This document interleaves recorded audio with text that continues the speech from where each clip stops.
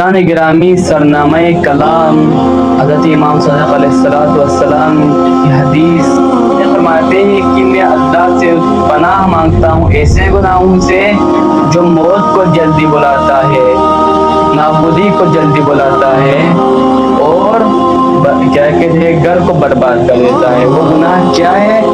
فرمایا کہ ان میں سے پہلا گناہ ہے قطع رحمی کرنا، یعنی قطع رحمی سے مراد اپنے دینی بھائی سے قطع کرنا، یعنی کہ بات نہ کرنا، ہمسایوں سے رشتہ داروں سے قطع رحمی کرنا۔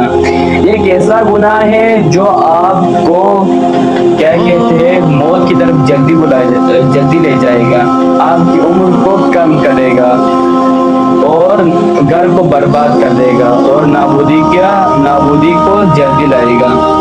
اور دوسرا جو گناہ ہے حقوق والدین سے روگردانی کرنا، یعنی